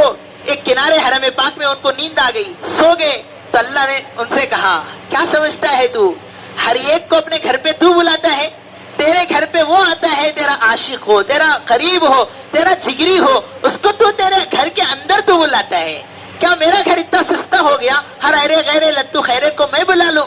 میں بھی اسی کو بلاتا ہوں جس سے میں محبت کرتا ہوں, جس کا حج مجھے قبول کرنا ہو اسی کو یہاں آنے کی توفیق دیتا ہوں, ہر ایک کو میں نہیں بلاتا. اچھل کے اٹھے, شکر ادا کیا, اللہ نے میرا حج قبول کر لیا. تو کئی تو یہیں رک جاتے ہیں, کئی تو درمیان میں محروم ہو جاتے ہیں. وہاں تک جانے کا مطلب ہے کہ اللہ نے قبول کر لیا ہے. اس لیے بڑی حسن ظن رکھیں اللہ سے, بڑی امید رکھیں, اللہ بلایا ہے تو قبول بھی کرے گا, قبول بھی کرے گا. گجرات کے کسی بزرگ نے لکھا ہے ایک بڈھے میاں بڑی عمر میں حج کے لیے گئے, چند نوجوان بچے بھی ان کے ساتھ تھے. حج کر کے فارغ ہو گئے تو صحن کعبہ میں کنارے بیٹھے تھے. نوجوان بچوں نے کہا آج کاوڑی کریں گے بڑے میاں سے, ذرا ان کا مذاق اڑائیں گے. تو بھولے بھالے تھے, دیوانے تھے, تو سب بچے پیپر میں لکھے تیرا حج قبول, تیرا حج قبول, تیرا حج قبول. بڑے میاں کے پاس گئے, نانا جان حج قبول ہوا؟ کہا بیٹا ہو تو مرنے کے بعد پتہ چلے گا.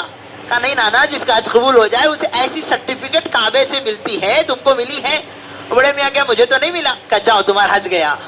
تو بڑے میاں پریشان ہو گئے, اس عمر میں اتنی تکلیف میں آیا, میرا حج قبول نہیں ہوا, تمہارا حج قبول ہو گیا, ایسے کیسے ہو سکتا ہے؟ میں جاتا ہوں میرے رب کے سامنے روتا ہوں. وہ سمجھے صحیح ہے, یہ بچے تو مذاق کر رہے تھے.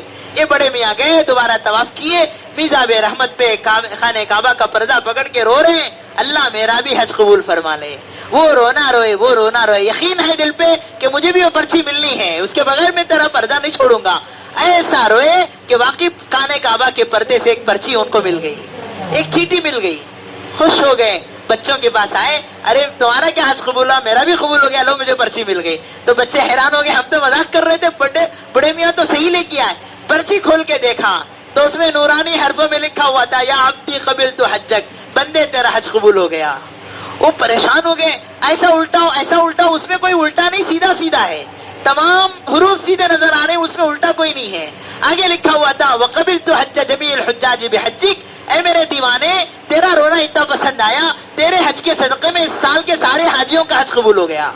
تو کبھی اللہ کے ایسے عاشق زار بندے جاتے ہیں, اس لیے ہمیں بھی عاشق بن کے جانا ہے, بھولے بھالے بن کے جانا ہے, دیوانے بن کے جانا ہے. اللہ کو یہ حج میں, اس سفر میں پوری دیوانگی مطلوب ہے. وہاں ہوشیار والے نہیں جاتے, وہاں دولت والے نہیں جاتے, وہاں تو اللہ کے دل والے بندے جاتے ہیں.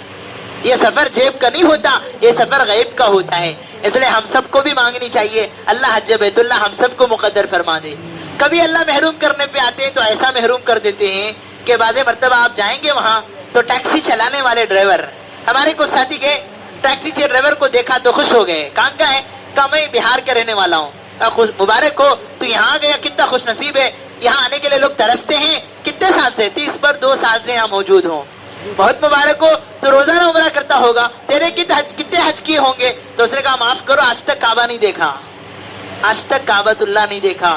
30 پر 2 سال سے وہاں ٹیکسی چلا رہا ہے، اندر جانے کی توفیق نہیں ملی. اللہ کبھی دور کرے تو ایسا دور کرتے ہیں، قبول کر لیں تو اللہ ایسا قبول کرتے ہیں. اس لیے جانے والے خود سے نہیں جا رہے، بلانے پہ جا رہے ہیں.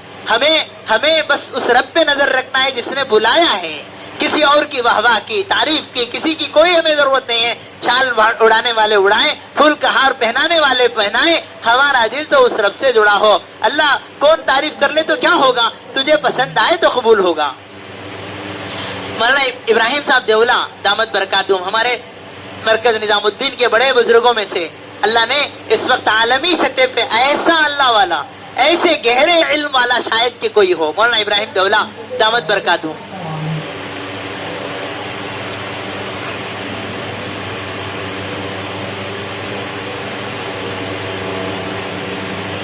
دعوت کے کام میں اکثر سادی سیدھے باتیں سنائی جاتی ہیں، تو حضرت نے اخلاص کی بڑی اچھی مثال دی.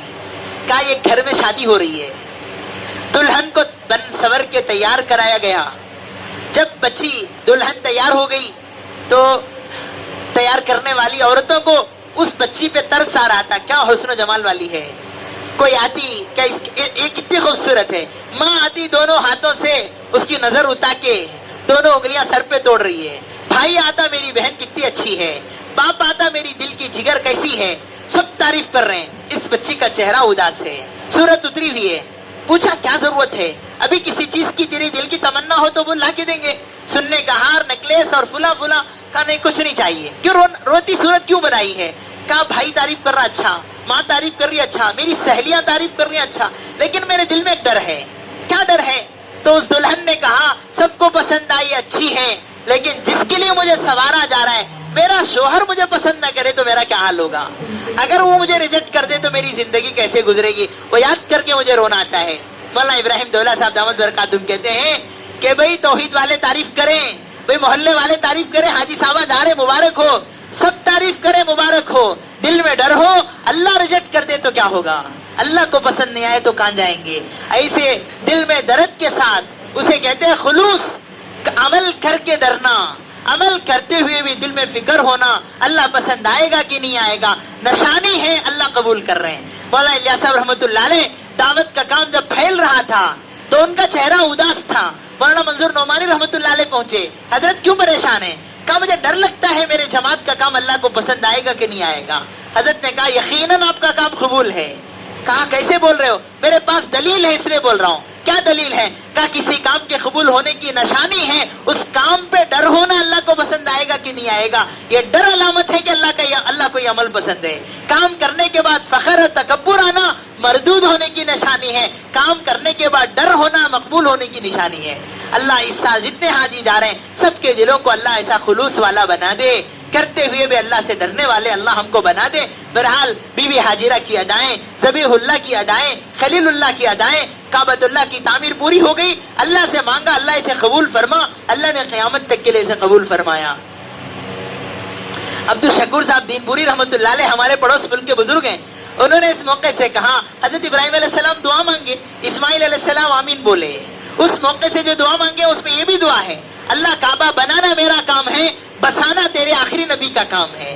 اس کو آباد کرنے والے تو تیرے آخری نبی کی امت ہوں گے، اس لیے اللہ تیرے آخری نبی کو میری نسل میں پیدا فرما. انہوں نے دعا مانگی. فرمایا دعا کرنے والا خلیل اللہ، آمین کہنے والا ذبیح اللہ، قبول کرنے والا خود اللہ، گواہی دینے والا کلام اللہ، آنے والا محمد الرسول اللہ، کہہ دو صلی اللہ. یہ حضرت عبد الشکور صاحب دین پوری کے جملے ہیں کہ دعا کرنے والا خلیل اللہ، آمین کہنے والا ذبیح اللہ، قبول کرنے والا خود اللہ، گواہی دینے والا کلام اللہ، آنے والے محمد الرسول اللہ. ہم سب کو کہا کہہ دو صلی اللہ علیہ وسلم. خانہ کعبہ کا یہ تعمیر کا کام پورا ہوا اور سب سے پہلے حضرت ابراہیم علیہ السلام نے بھی اس کا طواف کیا. علماء نے لکھا ہے 1.25 لاکھ پیغمبروں کی کم و بیش تعداد ہے, صرف 2 پیغمبر ہیں, حضرت صالح علیہ السلام, حضرت ہود علیہ السلام, جن کو اپنی دعوت کی مصروفیتوں کی وجہ سے حج کا جانا مقدر نصیب نہیں ہوا. تمام پیغمبروں نے حج کیا ہے, اور تمام پیغمبروں میں حضرت موسیٰ علیہ السلام جب حج پہ گئے ہیں 50,000 بنی اسرائیل کی جماعت کو لے کر آپ حج کیے ہیں. علماء نے لکھا ہے اتنی بڑی تعداد اس سے پہلے کبھی حج نہیں کی تھی. 50,000 کی تعداد بنی اسرائیل کی موسیٰ علیہ السلام کے ساتھ جا کے حج کی ہے. تو تمام پیغمبروں نے جس عمل کو کیا ہو وہ عمل اللہ ہمیں نصیب کر دے, کتنی بڑی مبارکبادی کی بات ہے. آگے فرمایا حج کا سفر اللہ کے یہاں بڑا مقبول سفر ہے. ہمارے نبی صلی اللہ علیہ وسلم نے زندگی میں 1 حج کیا ہے اور 4 عمرے کیے ہیں. 1 حج اور 4 عمرے ہمارے پیغمبر نے کیے ہیں. اس لیے فرمایا جو ہندوستان اور بیرون ممالک سے لوگ جاتے ہیں ان کو دیکھا جائے, خانہ کعبہ کے سامنے بیٹھ کے سب سے بڑی عبادت ہے طواف. نفل پڑھنے سے, قرآن پڑھنے سے, ذکر کرنے سے, تمام عبادتوں سے افضل عبادت ہے طواف کرو. کیوں؟ فرمایا یہ ذکر و تسبیح و تلاوت اور نوافل ہم یہاں بھی کر سکتے ہیں, طواف صرف وہ جگہ پہ ہوتا ہے. اس لیے فرمایا جس کو اللہ طاقت دے کثرت سے طواف کرے. حتیٰ کہ فرمایا بعض علماء نے لکھا ہے عمروں سے زیادہ طواف کرنا افضل ہے, عمروں سے زیادہ, کہ آج ایک عمرہ, شام کو عمرہ, صبح کو عمرہ. فرمایا عمرے کی بڑی پابندیاں ہیں. کبھی اگر بال نکل گیا صدقہ واجب ہو جائے گا, کبھی سینیٹائزر لگ گیا یا ہاتھ کو دھونے کے لیے کوئی ڈیٹائل استعمال کر دیا خوشبو کی چیز, پھر اس پر الگ مسئلہ ہے. احرام کی حالت میں سر پہ چہرے پہ کپڑا ڈال لیا الگ مسئلہ ہے. اس لیے فرمایا کثرت عمرے سے کثرت طواف افضل ہے. لیکن اگر طاقت ہو تو علماء نے بعض یہ بھی لکھا ہے کہ عمرہ کرنے کے لیے 4 گھنٹے لگ سکتے ہیں, تو طواف بھی 4 گھنٹے طواف کر سکتے ہیں تو طواف افضل ہے. ایسا نہیں کہ 4 گھنٹے عمرہ کرنا تھا لیکن ایک طواف کر کے بیٹھ گئے. فرمایا نہیں, 4 گھنٹے بھی طواف کر سکتے ہیں تو طواف افضل ہے, ورنہ 4 گھنٹے کا عمرہ افضل ہے. تو دونوں باتیں لکھی ہیں. اللہ جب جیسی توفیق ہو, آج صبح اٹھے بشاشت ہے, طبیعت میں ہمت ہے تو عمرہ کریں. جس وقت سستی ہو طوافوں پہ وقت گزاریں. 7 مرتبہ طواف, 7 چکر ملا کے ایک طواف ہوتا ہے اور 2 رکعت واجب الطواف ہوتا ہے. فرمایا کہ خانہ کعبہ کا طواف بڑا مبارک طواف ہے. فرمایا ہر قدم پہ نہیں کیا ہے, ہر ایک قدم پہ گناہ معاف ہوتے ہیں. کیا دعا مانگنا ہے؟ وہاں انڈونیشیا والے اکثر کیا کرتے ہیں, ایک امیر ہوتا ہے, پورا مجمع لے کے جاتے ہیں, چلا کے دعائیں پڑھتے ہیں. بیچارے وہ سمجھتے ہیں ان کے مسلک میں ان دعاؤں کا پڑھنا ضروری ہے. حنفیہ کے مسلک میں کوئی دعا ضروری نہیں ہے. وہاں تو دل کا دکھڑا سنانا ہے. میرے رب کو میں وہ سناؤں جو میرے دل کا درد ہے. ضروری نہیں ہے کہ عربی کے اندر کتابیں دیکھ کے پڑھو. سب سے مقبول دعا ہے. انس بن مالک فرماتے میرے نبی کو سب سے زیادہ میں نے جو مانگتے دعا دیکھا ہے, ربنا آتنا فی الدنیا حسنۃ وفی الآخرۃ حسنۃ وقنا عذاب النار. سارا اس میں خیر آ گیا, دنیا اور آخرت کی بھلائی آ گئی. تو جس کو عربی میں مانگ رہا ہو سب سے زیادہ ربنا آتنا مانگے, باقی اپنے طور پہ جو مانگنا ہو مانگے, کوئی شرط نہیں ہے. نماز میں دعا مانگنی ہے تو عربی میں دعا مانگنی ہے, طواف میں اردو میں دعا مانگ سکتے ہیں. صفا پہ دعا قبول, مروہ پہ دعا قبول, جہاں جہاں موقع ملے اپنے دل کے ارمانے مانگیں. ایک طواف کو ایک دعا کے لیے خالص کر لیں, اس میں سے ایک دعا ہندوستان کے حالات کے لیے مانگیں. ایک پورا طواف کر کے اللہ ملک کا جو حال ہے, بنگلہ دیش سے لے کر بنگال سے لے کر پورے ملک کے کونے کونے میں اس وقت میں ظالم جو کرنے جا رہے ہیں, اللہ تیرے علاوہ اس ملک کو اب بچانے والا کوئی نہیں ہے. 20 اور 120 کا مقابلہ ہے. 20 آدمی ایک طرف ہو, 120 کو ایک طرف کر لیا جائے, کیا ہوگا؟ بدر کے خدا کے مدد کے علاوہ کوئی اس وقت میں مسلمانوں کا مدد کرنے والا نہیں ہے. پوری طرح ظالم چھائے جا رہے ہیں. اس لیے حج پہ جانے والے ایک ایک طواف کر کے ملک کے لیے مانگیں. اللہ قیامت تک کی ہماری نسلیں یہاں سکون کے ساتھ رہ سکیں, عزت اور ایمان کی زندگی گزار سکیں. ہمیں مانگنے کی ضرورت ہے, اور امید ہے اللہ حاجیوں کی دعاؤں کو کبھی رد نہیں کرتے. حضور علیہ السلام نے وعدہ کیا ہے, حاجی جو دعا مانگے گا اللہ قبول کریں گے. اس لیے فرمایا حجاج جب جاتے ہیں جانے والوں کو ہدایت ہے کہ 2 درخواستیں ان سے کرو. پہلی درخواست کرو حاجیوں سے کہ آپ ہمارے حق میں دعا کریں, ہمارے حق میں دعا کریں کیونکہ تم مقبول ہو, تمہاری دعا قبول ہے. دوسرے فرمایا مدینہ پاک میں جاؤ, رسول اللہ کو ہمارا سلام سنانا صلی اللہ علیہ وسلم. فرمایا حاجیوں سے حضور کے سلام کی درخواست کی جائے. ہمارے ایسے اللہ والے گزرے ہیں جو ہندوستان سے جانے والوں کو سلام پہنچاتے، میں نبی تک سلام جاتا، بعض مرتبہ خبر سے آواز آئی ہے وعلیکم السلام ورحمۃ اللہ، ہمارا بھی سلام کہہ دینا۔ ایسے بھی اللہ والے گزرے ہیں۔ برنامبٹ کے شاہ اہل اللہ صاحب 1-2 سال پہلے کی کارگزاری، ساتھی نے کہا اہل اللہ حضرت نے آپ کو سلام کہا ہے، روز اقدس سے جواب آیا وعلیکم السلام۔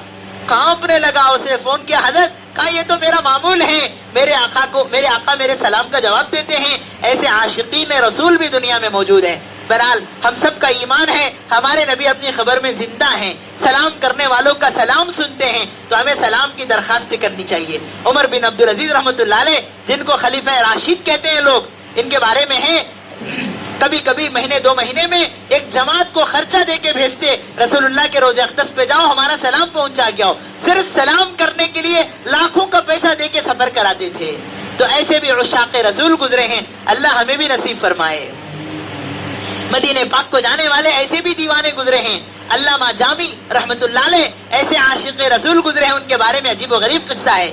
حج پہ گئے، حج کا سفر پورا ہو گیا، مدینے جا رہے ہیں روزے اقدس پہ حاضری کے لیے۔ مسئلہ ہے کہ سارا حج مکے میں ہوتا ہے، مدینے میں حج نہیں ہے، حج کے سارے ارکان مکے میں ہیں، اور پورا حج 5 دنوں کا ہے، 8 ذی الحجہ، 9 ذی الحجہ، 10 ذی الحجہ، 11 ذی الحجہ، 12 ذی الحجہ، یہ 5 دن بس حج کے ہیں۔ الحمدللہ ہمارے اکابر ایسے بھی ہیں، حضرت مولانا ارشد مدنی صاحب دامت برکاتہم، بعض مصروف ترین لوگ یہ صرف 5 دن کے لیے حج پہ آتے ہیں، حج کا رکن ادا ہو گیا آگے فوراً ان کا سفر ہو جاتا ہے، ورنہ عام لوگ 40 دن کے لیے جاتے ہیں تاکہ وہاں کے پورے ہم جیسے نادانوں کو برکتیں ملیں، اس کے لیے جاتے ہیں۔ حج کے پورے ارکان مکے میں ہیں، مدینے میں کوئی رکن نہیں ہے۔ البتہ حدیث میں ہے جو حاجی مدینے میں جائے اور مسجد نبوی میں 40 نمازیں پڑھے، اللہ کی طرف سے 3 وعدے ہیں۔ ایک وعدہ ہے وہ کبھی منافق نہیں ہو سکتا، پکے ایمان کا وعدہ ہے۔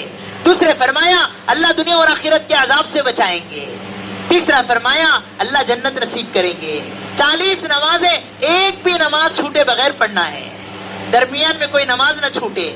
ہمیں نہیں سمجھ میں آ رہا تھا، ابھی چند دن پہلے ہم لوگ کتاب پڑھے تو ہمارے استاد محترم یاد آ گئے، حضرت اقدس مفتی ریاض احمد صاحب دامت برکاتہم، آپ کے اننت پور والوں کے ساتھ ان کے عمرے کا سفر ہوا تو پہلے دوسرے مرتبہ تو آپ گڑگوں میں تکلیف تھی، چل کے نہیں جا سکتے تھے، 70-80 ریال لے کے حرم میں جا کے نماز پڑھتے تھے۔ ایک بہار کا آدمی آتا لے جاتا 70-80 ریال صرف ایک نماز کے لیے۔ پھر وہ 1-2 مرتبہ نہیں آیا تو حضرت کے ساتھ ہم تھے، ہمارے نعمان صاحب تھے، ہم ڈھکل کے لے کے گئے، لیکن حضرت ہماری حالت دیکھے کہ یہ تو کمزور ہے، ہمیں نہیں لا، تو حضرت نے کہا بازار بتاؤ، آپ کے شہر کے وہ تھے عمرے پہ لے جانے والے، تقریباً 50 پر 5000 رکھ کے ویل چیئر مولے۔ ہم نے کہا حضرت یہاں 8 دن رہنا ہے، 50 پر 5000 رکھ کے آپ ویل چیئر بول رہے ہیں؟ کہا بیٹا یہاں کی ایک نماز کے سامنے یہ 55,000 کوئی نہیں ہے، یہاں کی نماز اتنی قیمتی ہے۔ پھر مدینہ پاک میں گئے تو تمام نمازیں مسجد نبوی میں پڑھے، اور اکثر وہاں وہ ویل چیئر والوں کا بڑا اکرام ہوتا ہے، سامنے کھڑے کوئی بھی پولیس ہو ویل چیئر کو دیکھے تو استقبال کر کے اندر بلا لیتا ہے، پورا راستہ بند بھی ہو تو اندر بلا لیتا ہے۔ اکثر اللہ کے نبی صلی اللہ علیہ وسلم کے پیروں کے پاس ان کی نماز ہوتی تھی۔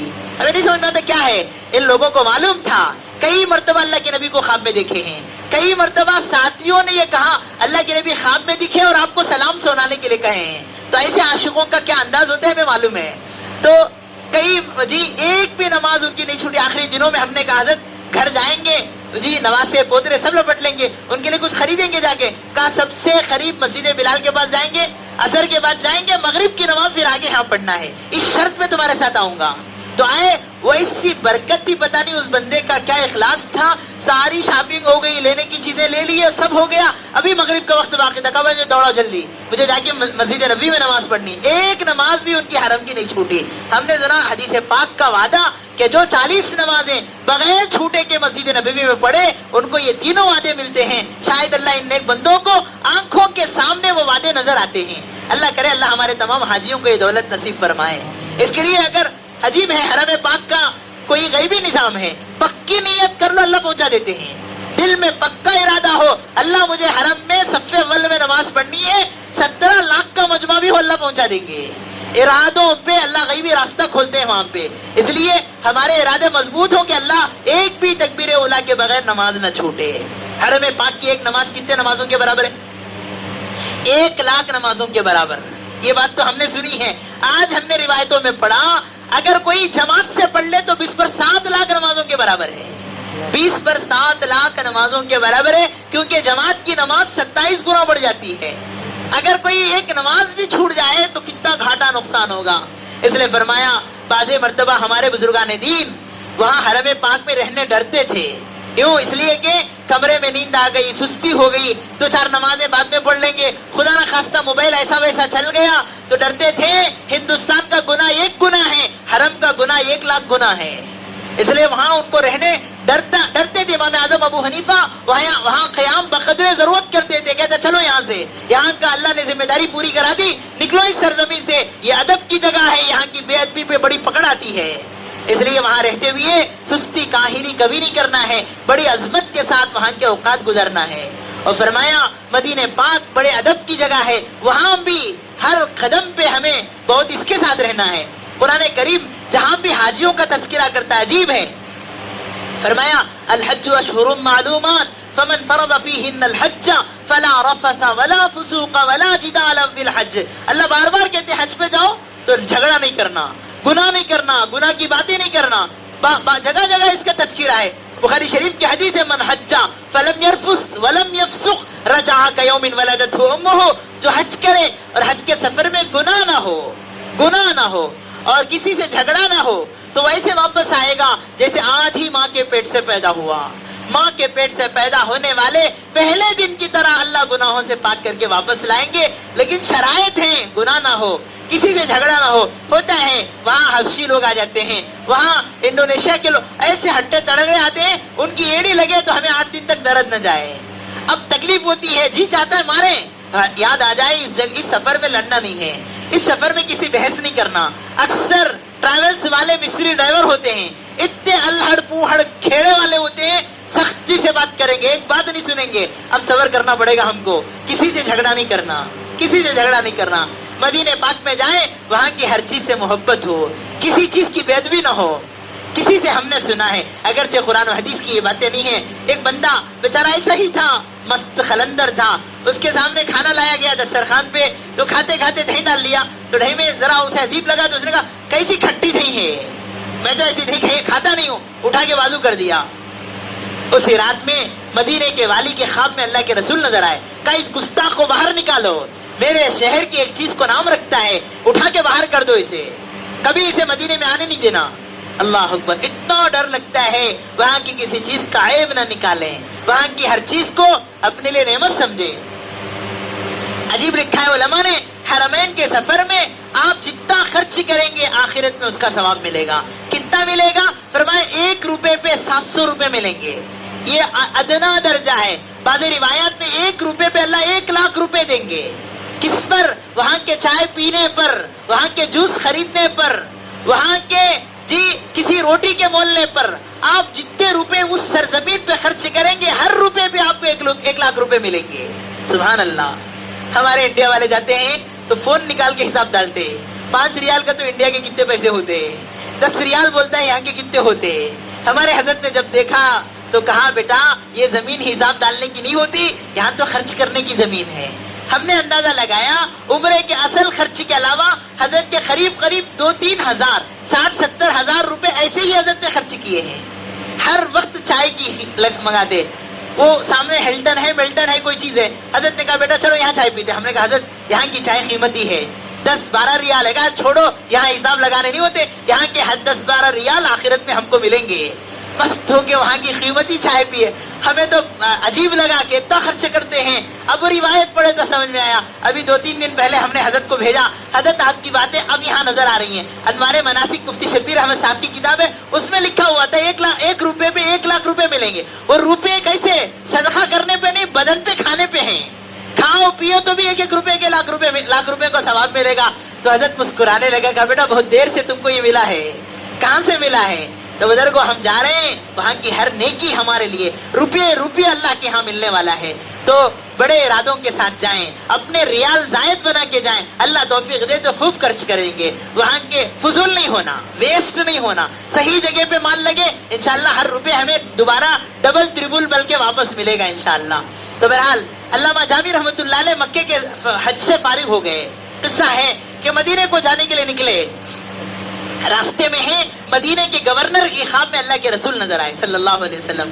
فرمایا ایک بندہ ہے، اس کا نام جہمی ہے، ایسی ایسی صورت ہے، اس کی داڑھی ایسی، جبہ ایسا، اسے واپس کر دو، مدینے میں آنے نہیں دینا. تو پولیس کے ساتھ گئے اور پورے قافلے میں ڈھونڈ کے ان کو پکڑا، چلو واپس جاؤ، تمہیں اندر آنے کی اجازت نہیں ہے. تو ان کو واپس کیا گیا. عاشق رسول تھے، کیا جاتے، تھوڑی دور پہ واپس گئے اور اپنے کپڑے پھاٹے، جسم کو ایسا بدلایا، کوئی میری صورت نہ پہچانے، کوئی فقیر جیسا بنا کے دوسرے قافلے کے ساتھ جڑ کے آ گئے. راستے میں پھر خواب میں نظر آئے اللہ کے رسول والی مدینہ کے، دیکھو دیکھو چولیاں بدل کے آ رہا ہے، ڈریس بدل کے آ رہا ہے، واپس کرو اسے. تو پھر یہ والی مدینہ سیکیورٹی کے ساتھ گئے اور ان کو واپس کیا. جب وہ واپس گئے تو پھر اور قافلے سے درخواست کی، دیکھو ایک بڑا سا صندوق مولو، اس کے اندر مجھے چھپا دو اور مجھے کسی طرح مدینے میں پہنچا دو. تیسرے دن پھر اللہ کے رسول خواب میں نظر آئے، دیکھو بند صندوق میں آ رہا ہے، اسے آنے نہ دینا، وہیں سے واپس کرنا.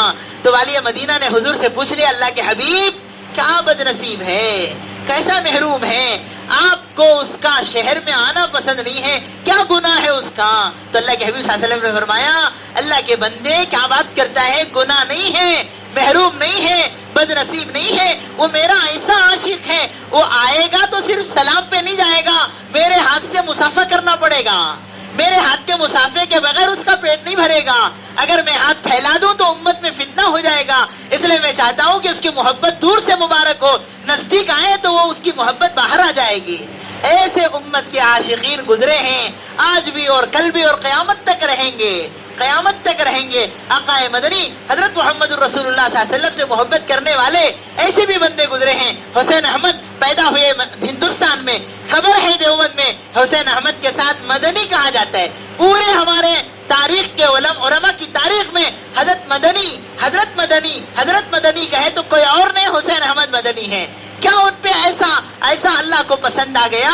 ہندوستان کا بندہ پیدا مرا ہندوستان میں، لیکن نام کے ساتھ مدنی لگ گیا. مدینے سے ایسی محبت تھی. حج پہ جانے والے جاتے، مسافہ کرتے ہوئے غزاروں خطار روتے، اللہ میں غریب ہوں، میں نہیں جا سکتا. آپ ان کو بلا رہے، کتنے خوش نصیب ہیں. محبت سے حاجیوں کو رخصت کرتے.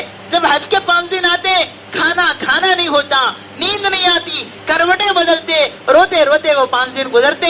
اللہ تیرے عشاق آئے ہیں، آج عرفہ میں ہیں، آج منی میں ہیں، آج مزدلفہ میں ہیں. وہ رونا اللہ کو پسند آیا. اللہ نے بلایا، ایسا بلایا کہ جب وہ حج پہ گئے، ہمیشہ کے لیے حکومت نے ان سے درخواست کی، حسین احمد یہیں رک جاؤ. مدینہ پاک میں ان کو مسجد نبوی میں حضور کے خبر کے سامنے حدیث پڑھانے کی ذمہ داری سعودی گورنمنٹ دی. 17 سال اللہ کے رسول کے خبر کے سامنے بیٹھ کے عربوں کو حدیث پڑھائے ہیں. سب کہتے قال رسول اللہ، حسین احمد کہتے قال صاحب هذا البیت، یہ خبر والے نبی کا فرمان ہے، اس خبر والے پیغمبر نے کہا ہے. ایسا اللہ نے قبول فرمایا. کبھی ان کے لیے وہ جالی کھولی جاتی، اندر جاتے، اپنے داڑھی سے دھول صاف کرتے. اتنی محبت تھی ہمارے آقا صلی اللہ علیہ وسلم سے. حضور کو بھی ان کا ایسا والہانہ تعلق تھا. ایک مرتبہ بیٹھے ہیں، حدیث چلی ہے کہ انبیاء اپنے خبروں میں زندہ ہوتے ہیں، ان کے جسم کو مٹھی نہیں کھاتی. عرب کا مانتے، لاجک چاہیے، عقل کی بات چاہیے. حضرت مدنی نے کہا حدیث میں ایسا آ کر ہے، کہتے ہمیں نہیں سمجھ میں آتی بات. کہا مانو، کہا نہیں مانتے. کہا میرے نبی کو خبر میں زندہ دکھاؤں تو مانو گے؟ کہا دکھا دو. یوں اللہ کی طرف متوجہ ہوئے اور کہا دیکھو میرے نبی کو، پردہ ہٹا، اللہ کے رسول خبر کے اندر سب کو نظر آئے صلی اللہ علیہ وسلم. کیسا بندہ گزرا ہے حسین احمد مدنی. اللہ پاک کبھی کبھی اپنے بندوں کو ایسا بھی تعلق اپنے سے، اپنے نبی سے دے دیتے ہیں. اللہ کرے اس کا ذرہ اللہ ہمیں بھی نصیب فرمائے. تو بزرگوں، یہ سفر عشق و مستی کا سفر ہے، دیوانگی کا سفر ہے. جانے والے جائیں، نیتیں کر کے جائیں، اللہ ہمارا یہ سفر قبول ہو جائے. ڈرتے جائیں. اور بعض علماء نے یہ بھی لکھا ہے، بالکل ایک موت کا منظر ہوتا ہے. جیسے گھروں سے جنازے جاتے ہیں، ایسا ایک منظر ہوتا ہے. گھر والے روتے رخصت کرتے ہیں اور جانے والا بھی ویسے ہی کفن کی طرح 2 سفید چادریں لے کے جاتا ہے. اسی لیے علماء نے لکھا ہے لمبا سفر ہے اور لمبا زمانہ ہے، پتہ نہیں واپس ہی مقدر ہے کہ نہیں ہے. اسی لیے فرمایا جانے کی تو دعا مانگو، واپس آنے کی دعا مت مانگو. فرمایا اگر کوئی جنت المعلا میں دفن ہو گیا بڑا نصیب والا ہے. اما خدیجہ کی جہاں خبر ہو، بڑے بڑے صحابہ کی خبریں ہوں کہ بندہ خوش نصیب ہے. جنت البقیع میں اگر دفن ہو گیا, اللہ کے رسول کا وعدہ ہے میں محمد الرسول اللہ اس کی سفارش کروں گا جو میرے مدینے کے قبرستان میں دفن ہوتا ہے صلی اللہ علیہ وسلم. اتنے نصیب اللہ سب کو نہیں دیتے. حدیث میں ہے جو بندہ حج پہ گیا, عمرے پہ گیا, راستے میں یا وہاں جا کے انتقال ہو گیا, قیامت تک اس کے نام پہ حج کا ثواب لکھا جائے گا, قیامت تک اس کے نام پہ عمرے کا ثواب لکھا جاتا رہے گا. اس لیے فرمایا اللہ ہر ایک کو قبول نہیں کرتے, قبول ہو گیا تو بڑا نصیب والا ہے. ہمارے مینا مسجد کے بھی کوئی ساتھی انتقال ہوئے, اللہ ان کے اس سفر کو قبول فرما لے. کیا نام تھا؟ ماشاء اللہ. اللہ کرے اللہ عافیت کے ساتھ جن کو مقدر ہو. فرمایا اسی لیے جاتے وقت میں ایک وصیت نامہ بنائیں, لکھیں میرا لینا میرا دینا, میری ذمہ داریاں, کسی کو کہیں یہ میری امانت ہے. اگر کوئی خبر میرے بارے میں معلوم ہو جائے میں قبول ہو گیا ہوں, یہ پرچی کھولو, اس میں میں نے جیسا لکھا ہے فلاں کو اتنے فلاں کو اتنے, وہ سارے قرضوں کے ادا کرنے کی ذمہ داری تمہاری ہے. کسی اپنے محبوب ساتھی کو ذمہ داری دے کے جاؤ. ہمارے حضرت مفتی ریاض احمد صاحب دامت برکاتہم جو حج پہ گئے تو ہمارے حضرت مفتی کریم اللہ صاحب دامت برکاتہم کو پرچی لپیٹ کے ٹیپ ڈال کے ان کے حوالے کیے. دیکھو بیٹا امانت ہے, نہیں دیکھنا, اجازت نہیں ہے تم کو دیکھنے کی بھی. اگر میرے بارے میں کوئی خبر آ جائے کہ مجھے اللہ نے وہاں قبول کیا ہے تب کھولو, اور تمہاری ذمہ داری ہے اس پوری امانتوں کو تم ان تک پہنچاؤ. یہ وصیت کر کے گئے. تو ہمارے تمام بزرگوں کا یہ طریقہ رہا ہے. قرض لینا گناہ نہیں ہے حج کے سفر کے لیے, لیکن اس کی ادائیگی کے لیے ہمارے پاس کچھ انتظام ہو. شیخ الحدیث صاحب نے ساری زندگی قرضوں میں گزاری ہے, حج کا سفر بھی قرض کر کے کرے ہیں, لیکن جانے سے پہلے کہتے میں انتقال ہو جاؤں, میرا کتب خانہ ہے اسے بیچ کے قرض ادا کرنا. اس طریقے سے جگہ ہے, پلاٹ ہے, سننا ہے, بول کے جا سکتے. اگر قبول ہو گیا تو میری یہ ذمہ داری فلاں فلاں چیزوں کے ذریعے ادا کرا دو. بہرحال حج کا یہ سفر آج ہمارے کئی ساتھی جا رہے ہیں, ہمارے شہر سے, علاقے سے, اور پورے ملک سے, پورے عالم سے. کچھ جا چکے ہیں, کچھ جا رہے ہیں. اللہ سب کے حج کو قبول فرمائے, اللہ ان کے سفروں کو آسان فرمائے. ہمارے نبی نے دونوں دعائیں مانگی ہیں, تقبلھا منی ویسرھا لی. اللہ اس سفر کو قبول بھی فرما, آسان بھی فرما. اس لیے ہم سب کو دعائیں مانگنی چاہیے. اللہ مبارک کرے جانے والے ان حاجیوں کو ہم محبت کی نظروں سے دیکھیں. اس کے بعد آگے ہماری بھی تمنا ہو, ہماری بھی تمنا ہو. ہمارے ایک بزرگ گزرے ہیں عبد المالک صدیقی صاحب رحمۃ اللہ علیہ, ان کے بارے میں ہے حاجیوں کو دیکھ کے بڑا ان کو رشک آتا. طاقت نہیں تھی, غربت تھی, تو حج کیمپ میں چلے جاتے, حج ہاؤس میں چلے جاتے. ہر جانے والی کی سواری کو ایسا دیکھتے ان کو رونا آتا. ایسا ہی گزرا. ایک مرتبہ اللہ کے رسول صلی اللہ علیہ وسلم خواب میں نظر آئے. عبد المالک آتا نہیں ہمارے پاس, ہمارا دیدار نہیں کرتا. کہا حضرت میرے پاس طاقت نہیں ہے, میں غریب آدمی ہوں. کہا ہم کہہ دیں گے تیرا انتظام ہو جائے گا. اللہ کے نبی صلی اللہ علیہ وسلم نے کہا ہم کہہ دیں گے, دل سے کہنا ہے تمہارا انتظام ہو جائے گا. یہ خواب دیکھا, پتہ نہیں ان پر کیا حالت تاری ہوئی. اس کے بعد حج کے دن آنے سے پہلے کوئی آتا, حضرت اس سال ہم آپ کو حج کرانا چاہتے ہیں, ہم حج کرانا چاہتے ہیں. قریب 17 مرتبہ انہوں نے حج کیا. ہر مرتبہ کوئی ساتھی ایک سال پہلے ریزرویشن کر لیتا, حضرت آپ کو ہم اگلے سال کرانا چاہتے ہیں. تو اللہ پاک کبھی ایسا قبول کر لیتے ہیں. اس لیے یہ سفر دولت کا نہیں, دل کا سفر ہے, جیب کا نہیں, غیب کا سفر ہے. یہ سفر جی ایسا ہے کہ محبتوں بھرا سفر ہے. ہم سب کو اللہ اپنے فضل سے نصیب فرمائے, اولادوں کو نصیب فرمائے. اور فرمایا کہ تابعوا بین الحج والعمرہ, بار بار حج عمرے کرو. فإنہما ينفیان الفقر کما ينفی القیر خبث الحدید. کیونکہ حج عمرے گناہوں کو, غربت کو ایسے دور کرتے ہیں جیسے بھٹی میں لوہا زنگ کو دور کرتا ہے, جیسے بھٹی سے لوہے کا زنگ دور ہوتا ہے. حج عمرے سے غربت بھی دور ہوتی ہے, حج عمرے سے گناہ بھی دور ہوتے ہیں. فرمایا آج تک کوئی حاجی حج کر کے غریب نہیں ہوا, کوئی عمرہ کرنے والا عمرہ کر کے فقیر نہیں ہوا, بلکہ تجربہ ہے. جس سال عمرہ کیے, جس سال حج کیے, اس سال کی کمائی میں برکت ہو جاتی ہے, بچی کی شادی بھی ہو جاتی ہے, گھر بھی بن جاتا ہے, زمین بھی انتظام. فرمایا اسی سال وہ انوار و برکات انسان دیکھتا ہے